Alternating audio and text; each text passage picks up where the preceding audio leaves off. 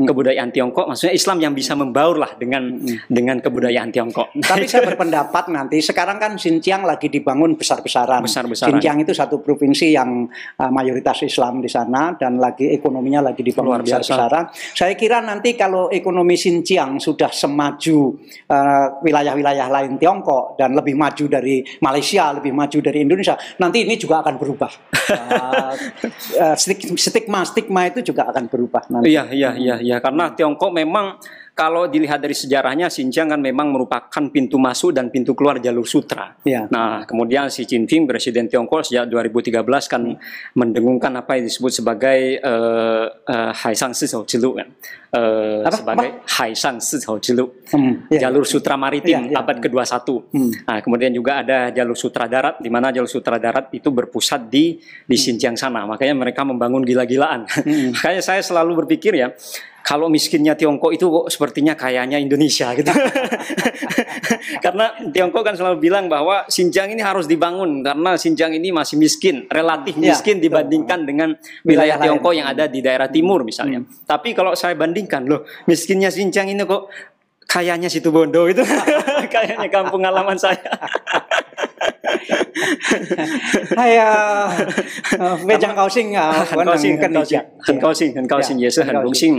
Pandalengan istilahnya. Jadi kalau dari Probolinggo ke timur itu ada Keraksaan. Ada Keraksaan, terus setelah itu masih ke timur lagi. Masih ke timur lagi itu ada Paiton. Dari Paiton ada kemana?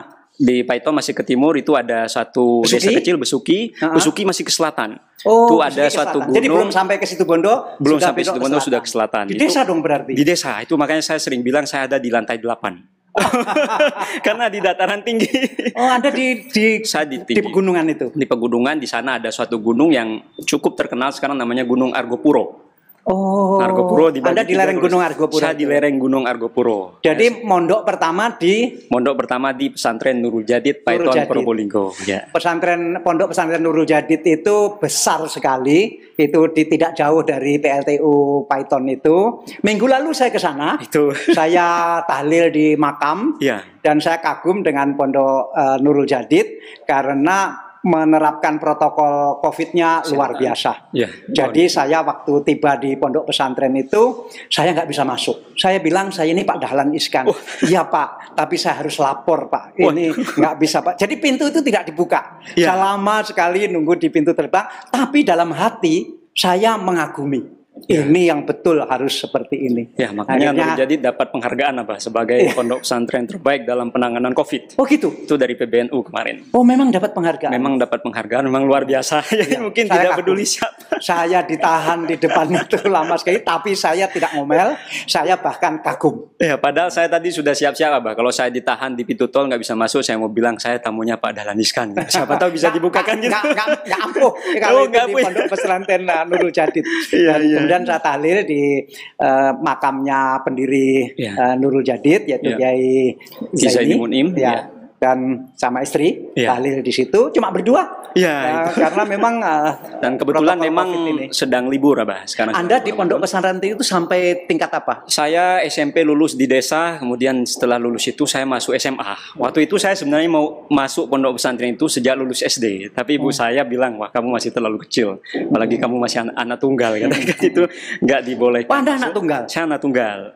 Ya, terus lulus SMP akhirnya masuk di pesantren Nurul Jadid. Kalau naik sepeda motor dari kampung Anda ke pondok itu berapa menit? Kalau naik sepeda motor mungkin sekitar 1,5 jam. 1,5 jam? 1,5 jam itu dari Besuki kan ke selatan masih butuh waktu 45 menit. Berarti selama SMA Anda tinggal di pondok itu? Saya tinggal di pondok. Tidak pulang? 3 tahun tidak pulang. Hanya masak pulang sendiri? Sudah masak sendiri, ada kantinnya. Cuma kadang-kadang kalau waktu bulan puasa itu ada kita bareng teman-teman untuk masak bersama. Itu bareng dengan mereka. Cuma setiap harinya biasanya saya beli di kantin. Di kantin itu di pesantren sana. Jadi Anda belajar kitab apa saja selama di pondok? Fathul Qorib saya belajar. Terus juga tentu Sulam Taufik juga belajar. Terus juga karya-karya Imam Al-Ghazali. Kalau Anda tata kalam Lughatul Arabiyah? La astati an kalau Lughatul Arabiyah. Wah, bahasa Arabnya juga bagus. Mandarinnya kalah, bahasa Arabnya juga kalah. Ini Jiswe ya? 我现在27 27，saya tanya berumur berapa? Umurnya 27. Ya, 27. Jadi masih muda sekali. Jihun lah mah. Masang ya Jihun. Hah? Masang ya Jihun. Saya tanya apa sudah kawin? Segera dia bilang. Segera kawin.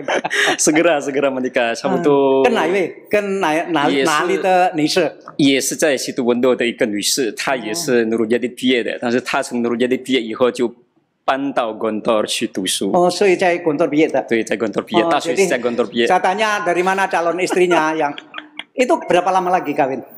Sekitar 1 minggu lagi ya, Bah. Aduh, selamat ya. Terima kasih. Saya tanya dapat gadis dari mana? Ya. Gadis dari situ Bondo juga, satu pondok juga di Nurul Jadid, ya, tetapi bedanya setelah Nurul Jadid dia melangsungkan ke pondok Gontor. Betul. Gontor mungkin di Mantingan ya. Di Mantingan. Karena putri, kalau yang laki-laki di Ponorogo. Benar. Nah, jadi kalau saya tersesat di Jalan Aseng di Tiongkok. dia tersesat ke Jalan Aseng. Tersesat ke Jalan Aseng. Makanya dulu ketika saya mau mondok itu, mau mondok kemudian lulus dari pondok saya mau berangkat ke Tiongkok. Itu orang-orang desa saya masih bertanya, ini lulusan pondok kok perginya ke Tiongkok itu, kok nggak ke Arab itu. Pandangan-pandangan di desa itu kan masih menganggap Tiongkok sebagai ya berpaham kiri yang anti agama gitu kan. Ini nanti kalau di Tiongkok ini jangan-jangan makan bat satu ini nanti gitu.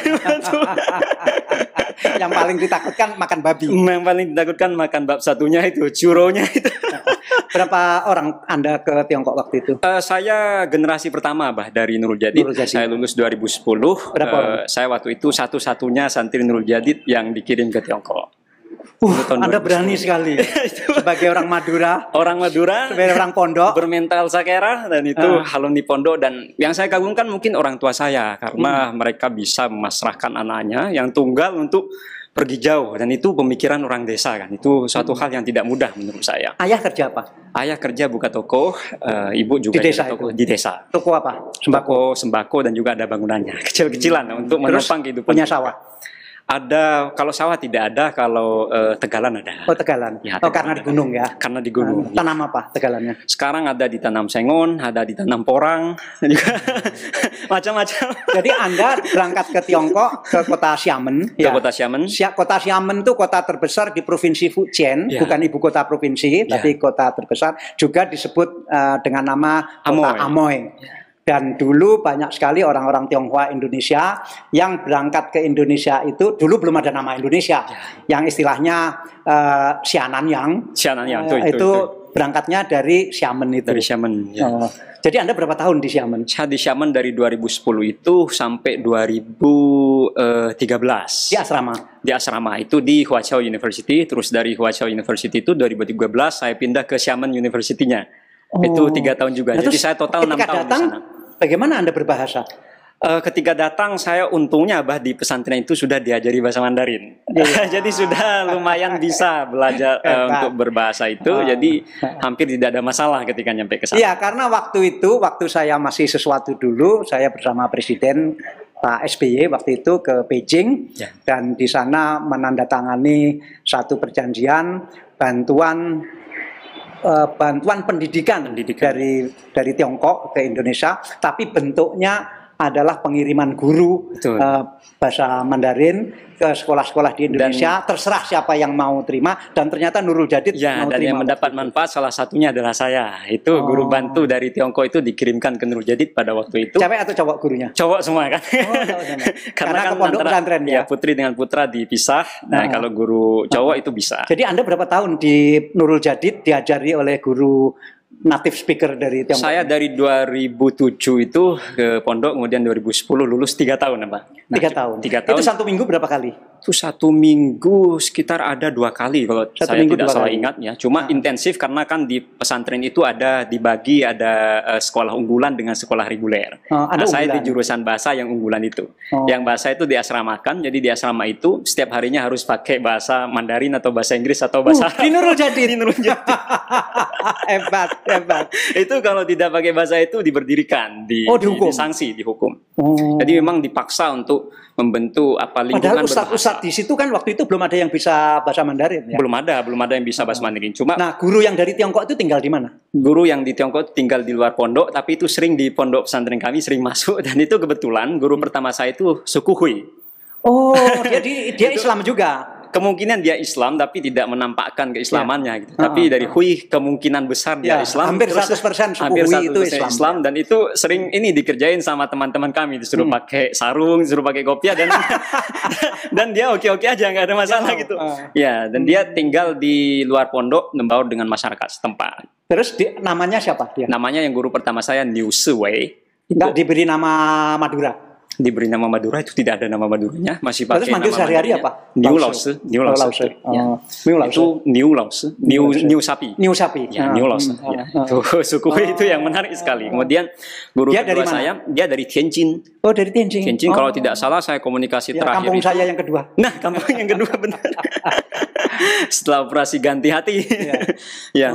Jadi dia ngajar di pondok itu berapa santri di Nurul Jadid itu yang waktu itu ikut program Mandarin? Yang santri Nurul Jadid kalau awalnya yang jurusan bahasa itu tidak begitu banyak, mungkin ada sekitar 22. Cuma kemudian ya lumayan. Cuma setelah saya ada santri yang dikirim ke Nurul Jadid pada tahun 2010 itu, kemudian jurusan bahasa menjadi jurusan favorit. Bahkan saya dengar-dengar sampai menolak-nolak siswa karena udah saking banyaknya.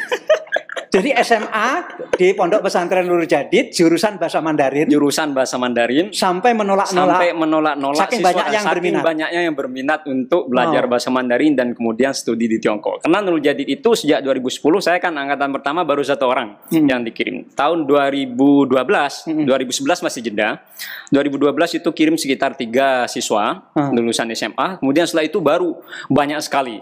Ini Yung Wen Ming mah. 我有中文名字，我叫王。在印尼有的还是在中国？我在印尼就有，我的中文老师就起了这个王晓明这个名字。哦，你的名字是王晓明。对。Jadi saya tanya, apakah dia juga punya nama Mandarin? Punya. Nama Mandarinnya adalah Wang Xiaoming. Wang Xiaoming. Siapa yang memberi nama itu? Itu guru bantu pertama, Niu Laosi. Itu memang bukan marga Wang, itu hanya memberi nama saya Xiaoming. Kemudian guru kedua datang itu dari Chongqing, namanya Peng Laosi. Peng Laosi itu kemudian memberikan marga saya marga Wang, jadinya Wang Xiaoming. Wang Xiaoming. Semua santri di Nurul Jadid yang ikut bahasa Mandarin diberi nama Mandarin semua? Itu diberi nama bahasa Mandarin semua. Baik yang putra maupun putri itu sama-sama. Anda belajar menulis juga? Saya belajar menulis. Teman-teman juga belajar menulis? Teman-teman belajar Saya tidak bisa menulis.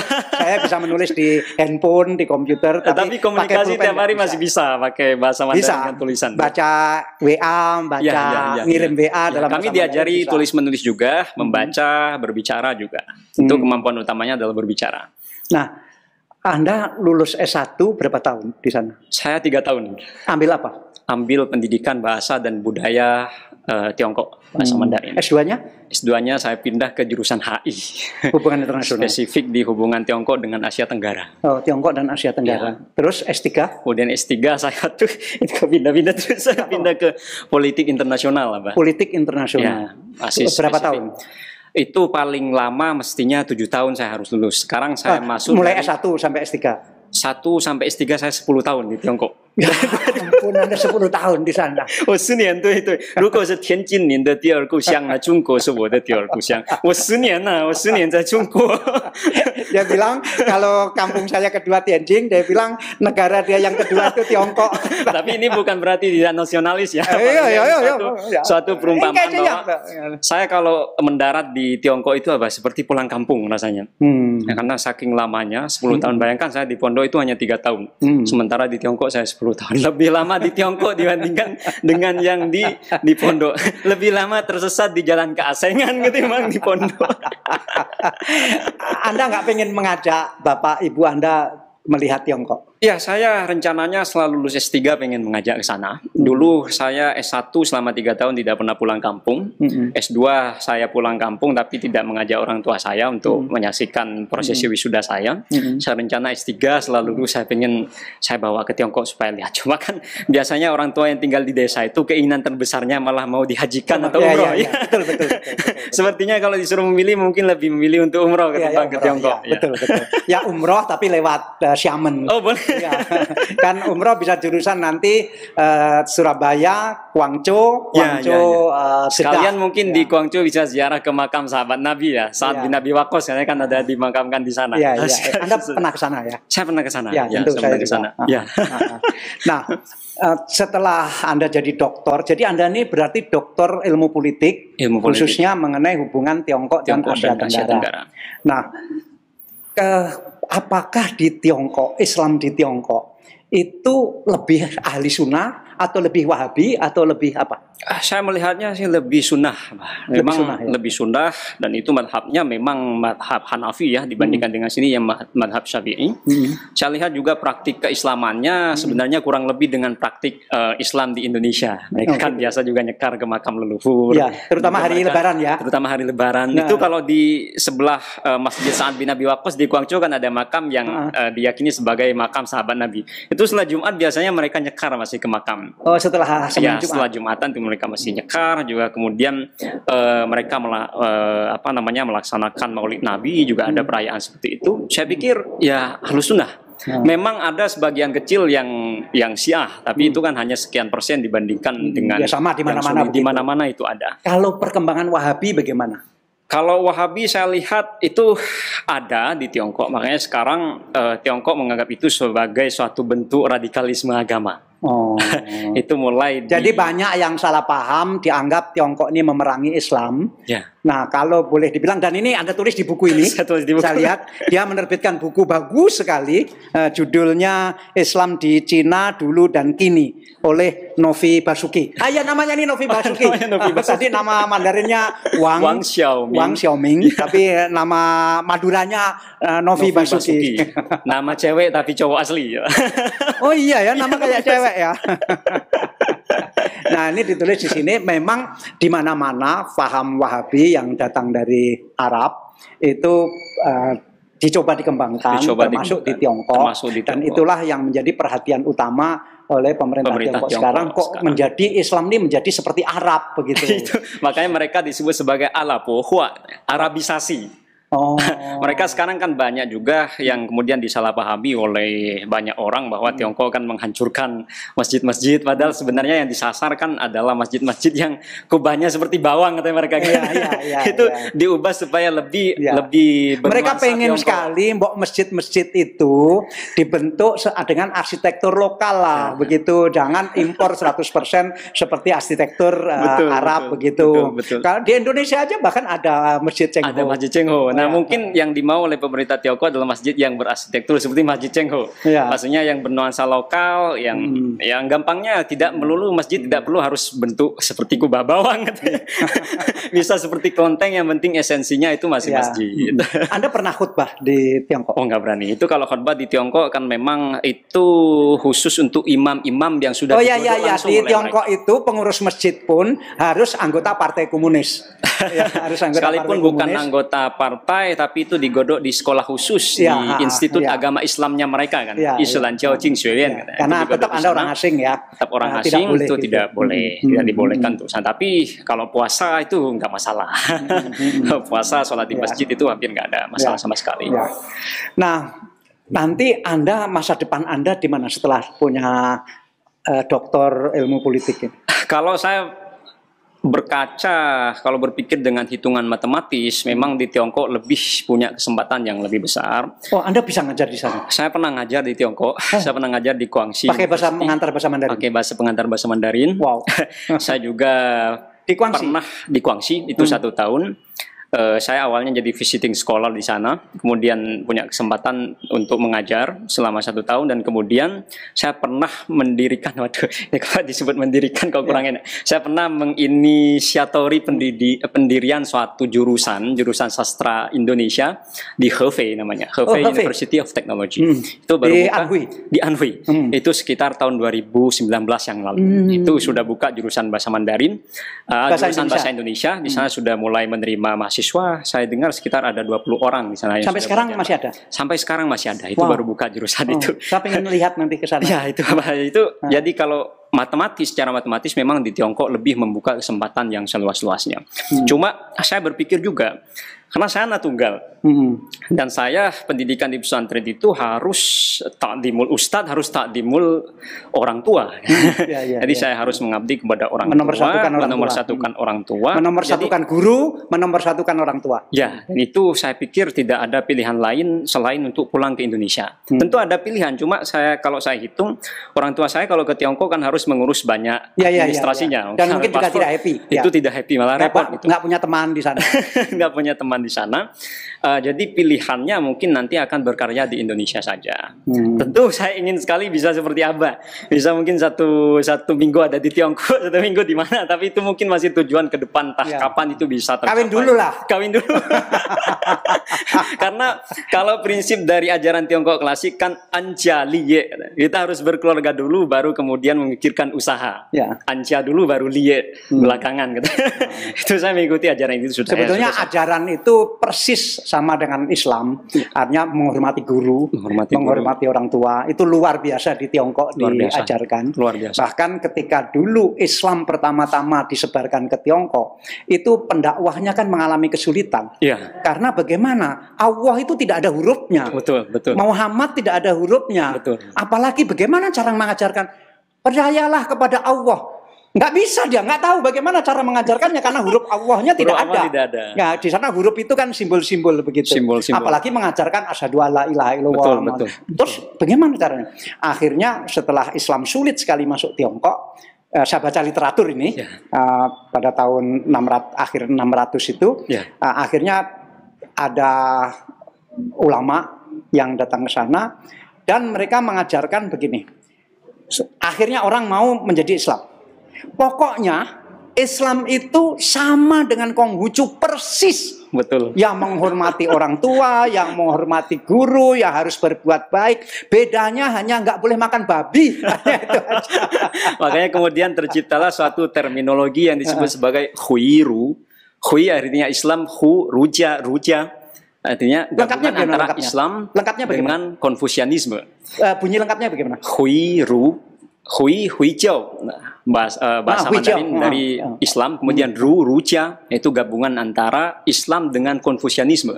Jadi ulama-ulama pada saat itu untuk mendakwakan Islam itu bilang bahwa sebenarnya agama Islam seperti yang Abah bilang tadi itu tidaklah berada dalam hubungan diametral dengan ajaran Konfusianisme, yang mana Konfusianisme merupakan ajaran utama dari falsafah pemikiran orang-orang Tiongkok. Itu dianggap itu banyak kesamaan-kesamaan, seperti kesamaan untuk menghormati orang tua, menghormati guru, juga penghormatan terhadap leluhur. Itu sama sebenarnya. Makanya itu Islam bisa berkembang di Tiongkok menurut saya karena ulama-ulamanya pada waktu itu ya tidak gampang mengkafir-kafirkan. Coba kita mungkin bayangkan kalau Islam datang ke Tiongkok kemudian mengkafir-kafirkan ajaran Konfusianisme misalnya. Itu cilaka. Makanya itu menurut saya bersyukur ya karena ulama pada waktu itu ya punya pemikiran yang moderat. Ya punya mereka selalu mencari titik temu antara ajaran lokal dengan ajaran yang hendak mereka sebarkan. Mungkin persis seperti Wali Songo.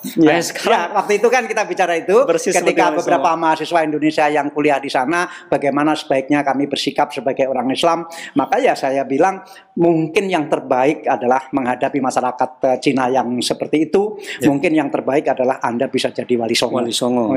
Itu sudah yang terbaik. Tapi karena kalau menjadi Wahabi mungkin ya itu tadi penolakannya akan sangat keras. Penolakannya luar biasa, apalagi sekarang. Sebenarnya ulama dulu Islam sempat pernah ditolak di Tiongkok oleh masyarakat lokal karena dianggap ajarannya tidak sama dengan ajaran yang diterapkan selama ini di masyarakat. Mereka tidak boleh makan babi, sementara masyarakat Tiongkok makanan sehari-harinya babi. Tapi kemudian ulama sana kemudian mencari titik temu supaya Islam lebih diterima oleh masyarakat dan akhirnya bisa diterima. Nah sekarang itu kalau menurut pemerintah Tiongkok, terutama mungkin setelah tragedi 9/11 ya, itu banyak ajaran-ajaran yang dianggap oleh pemerintah Tiongkok itu sebagai ajaran yang radikal. Itu banyak mengaruhi masyarakat, terutama di Xinjiang sana, masyarakat Uighur katanya. Dan kebetulan memang Uighur secara fisik, secara bahasa memang berbeda sekali dengan masyarakat lokal. Kalau Hui kan sudah itu Muslim yang dicinakan katanya, mereka sudah tersignifikasi gitu. Jadi sudah kurang lebih sudah tidak ada perbedaan sama sekali dengan masyarakat Han.